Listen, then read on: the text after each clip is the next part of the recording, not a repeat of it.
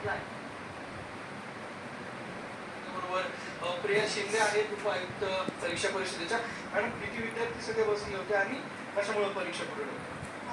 उद्या दिनांक 28 जून 2026 रोजी जी आपली परीक्षा होणार होती टीईटीची, ही परीक्षा, या परीक्षेला 6,01,28 विद्यार्थी प्रविष्ट होणार होते. त्यांचे ॲप्लिकेशन्स आपल्याकडे आलेले होते आणि काही तांत्रिक कारणामुळे ही परीक्षा पुढे ढकलण्यात आलेली आहे आणि पुढची परीक्षेची दिनांक ही आम्ही माननीय अध्यक्ष यांच्या सूचनेनुसार नोटिफिकेशनद्वारे आम्ही सर्व उमेदवारांना आणि प्रसारमाध्यमांना नंतर कळवू.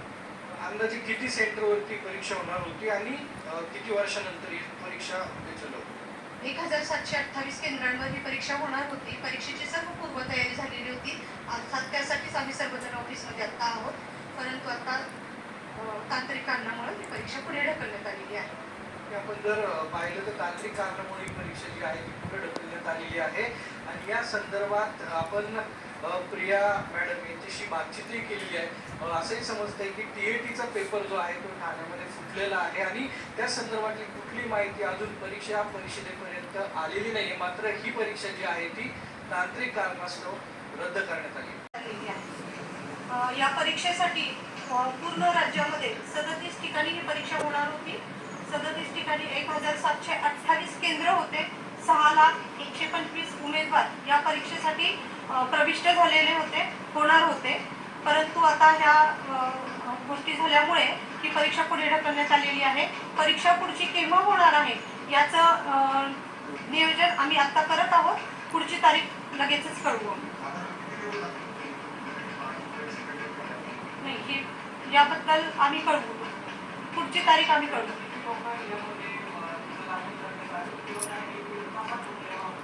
याबद्दल काहीच माहीत नाहीये, परंतु कुठला आमचे अधिकारी परीक्षा परिषदेचे अध्यक्ष त्याची चौकशी चालू आहे. याची चौकशी अंती निष्पन्न होईल. 3 लोकांवर गुन्हा झालाय असं दाखल झालाय असं समजलं.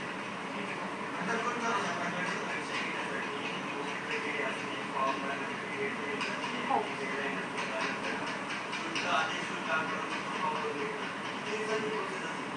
ही साधारणतः 3 आठवड्यांची प्रोसेस जाते. परंतु या परीक्षेसाठी ज्या उमेदवारांनी रजिस्ट्रेशन केलेलं होतं त्यांना पुढे रजिस्ट्रेशन पुन्हा करण्याची आवश्यकता असणार नाही, कारण यामध्ये त्या उमेदवारांचा दोष असणार नाही. त्यामुळे ही पुन्हा रजिस्ट्रेशन फी आम्ही आकारणार नाही. 6,01,28 1,728 केंद्र होते. परत फी नाही घेणार.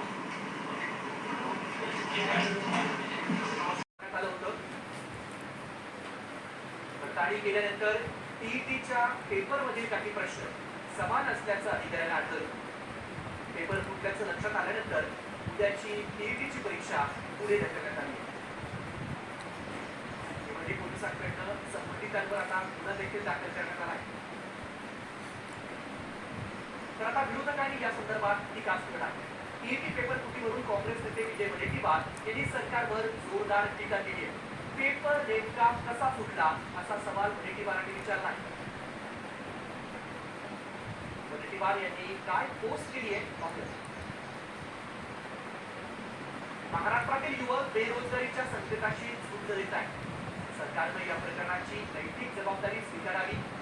पेपर नेमकी कसा फुटला यामागे कोणतं रॅकेट कार्यरत आहे, त्याला राजकीय किंवा प्रशासकीय संरक्षण आहे का असा प्रश्न देखील एक पोस्टच्या माध्यमातून वडेट्टीवारांनी विचारला आहे.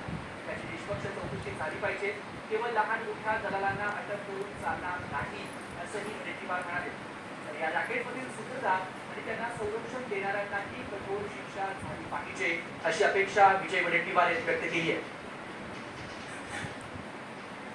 ठाकरे सेनेचे नेते अंबादास दानवे यांची देखील प्रतिक्रिया समोर आली आहे.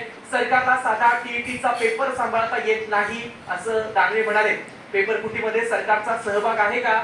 टीईटी पेपर फुटीनंतर ठाकरे सेनेचे नेते अंबादास दानवे यांनी सरकारवर हा आरोप केला. टीईटी शिक्षकांची पात्रता परीक्षा याचा पेपर फुटल्याचं समोर आलेलं आहे. माझ्या माहितीप्रमाणे उद्या याची परीक्षा होती आहे, अजून पुढे ढकलली मला माहिती नाही, ढकलतील. परंतु या सरकारला साधा टीईटीचा पेपर सांभाळता येत नाही.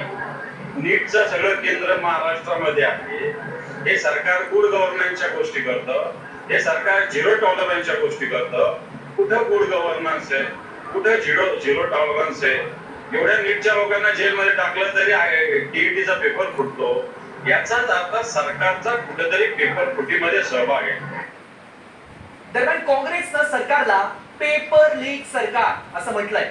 काँग्रेसनं काय पोस्ट केली आहे पाहूयात.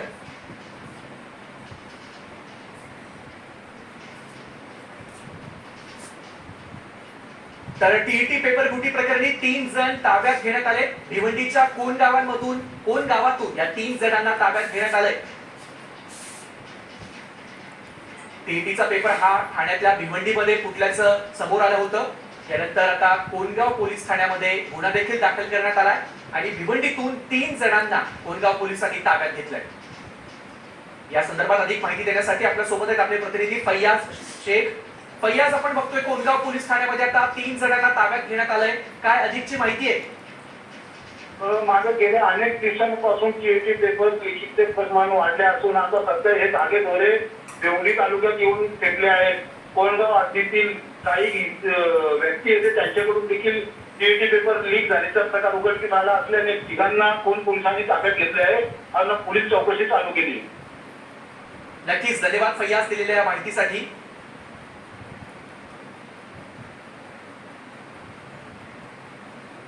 काँग्रेसचे प्रदेशाध्यक्ष हर्षवर्धन सपकाळ यांनी देखील टीका केली आहे. पेपर फुटी ही आता दलिंदर सरकारची ओळख बनली आहे असा थेट हल्लाबोल काँग्रेस प्रदेशाध्यक्ष हर्षवर्धन सपकाळ यांनी सरकारवर केला.